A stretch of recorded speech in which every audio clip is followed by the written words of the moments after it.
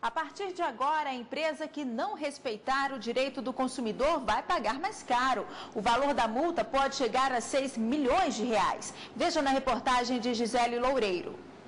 Débitos não autorizados, falta de informações, descumprimento de prazos e operações não reconhecidas estão entre as principais reclamações dos clientes que têm conta corrente.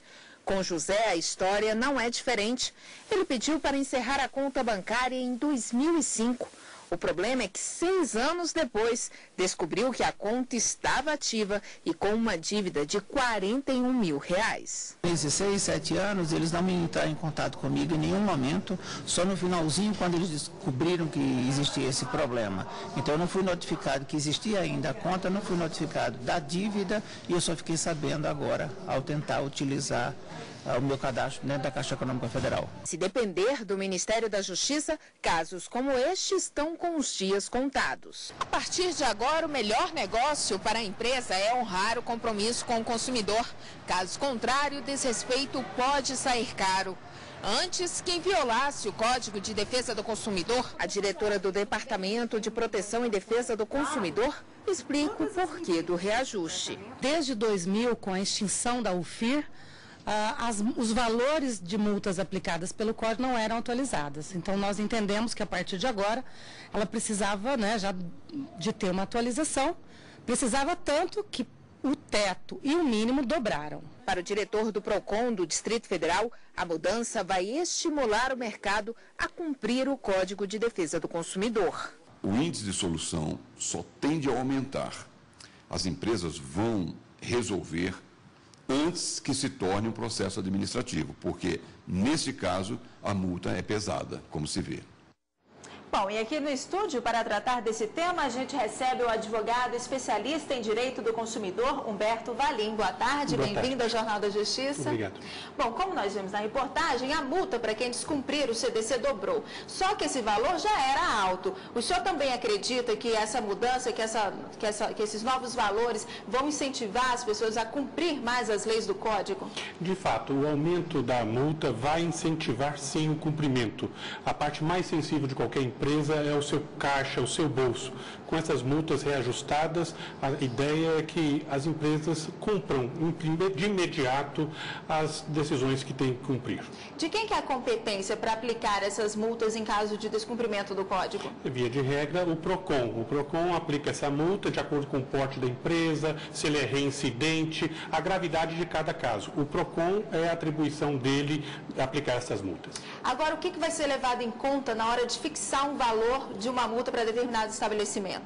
Basicamente, o porte. Um pequeno comércio vai ser uma multa proporcional a um grande banco, vai ser proporcional a esse faturamento. Enfim, ao grau de repercussão, a quantidade de consumidores prejudicados com aquele mau fornecedor, esse será o principal critério do valor da multa. E para onde que vai esse dinheiro arrecadado com as multas? Este dinheiro é colocado num fundo e este fundo é dividido entre os estados para programas de incentivo à conscientização do consumidor.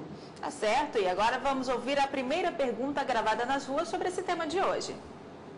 Meu nome é Zenildo, eu sou estagiária, eu gostaria de saber quais são os casos que devemos procurar a Delegacia do Consumidor. Pois é, vamos primeiro explicar o que é uma Delegacia do Consumidor. Delegacia do Consumidor é uma delegacia como outra qualquer, só que com a especialidade de tratar de crimes de relação de consumo. E que crimes são esses de relação de consumo? Existe um delegado, existe agente, eles prendem, eles fazem o flagrante. Quais são os casos típicos?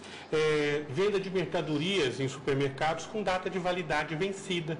O gerente vai ser preso, os fornecedores que estiverem lá manipulando aquele produto. Casos como exercício ilegal de uma profissão. Às vezes você acha que está sendo consultado por um dentista e é um estagiário. Às vezes é um síndico ou um porteiro se passando por um corretor de imóveis, um corretor de seguro, oftalmologista, é muito comum. Às vezes é um técnico fazendo um exame detalhado de você e, na verdade, ele não poderia exercer essa profissão. Crimes como a venda de gás sem autorização, enfim, são condutas que traduzem crimes na relação de consumo. E agora, respondendo à dúvida da telespectadora, em que casos que deve procurar a delegacia ou o PROCON?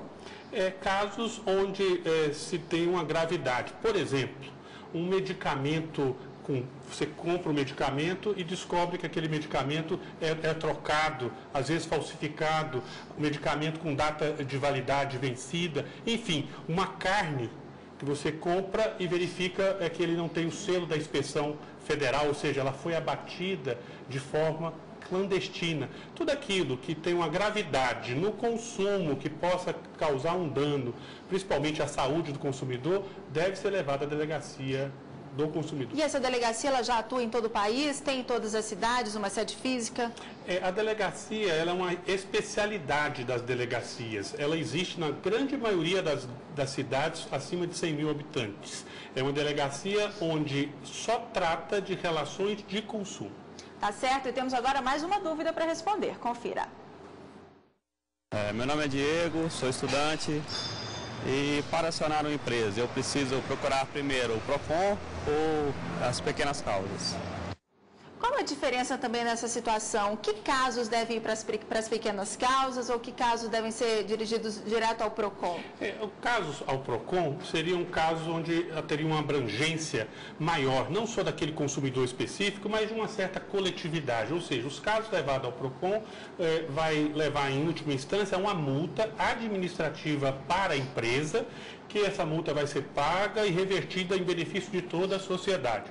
Porém, para um problema específico do consumidor, mais ágil, mais produtivo, que ele vá direto ao pequenas causas, porque o problema dele específico vai ser tratado. Comum, por exemplo, problemas com telefonia. É muito mais rápido, inclusive, você fazer um acordo nos juizados especiais do que aguardar uma eventual punição da empresa junto ao PROCON. Hoje, onde que é mais comum nós vermos casos de descumprimento do CDC? No caso, basicamente, a venda de produtos com validade vencida, produtos adulterados, produtos com vício e defeito. É muito comum você comprar um celular, né, e ao chegar em casa ele não funcionar. Então, como é um produto essencial, esse produto deve ser trocado de imediato. Ok. E temos mais uma dúvida de um telespectador. Confira. Meu nome é Júnior. Se a empresa não quiser cumprir o acordo firmado com o PROCON, o que deve fazer? A empresa ela é obrigada a aceitar qualquer tipo de acordo firmado pelo PROCON, por exemplo? Não, de forma alguma. O acordo é uma concessão entre as partes. Ora, uma vez feito, ele deve ser cumprido. Não cumprindo o acordo, o consumidor deve procurar um advogado de sua confiança, ajuizar uma ação chamada obrigação de fazer, onde ele vai pedir, não só para o vendedor, mas até para o próprio fabricante que judicialmente cumpra e peça também até uma indenização por eventuais danos. Se estes valores que nós estivemos buscando forem até 20 salários mínimos, cerca de 10 mil reais, o próprio consumidor pode ir ao pequenas causas, sem advogados, e exigir o cumprimento do acordo. Tentar uma conciliação, enfim, né?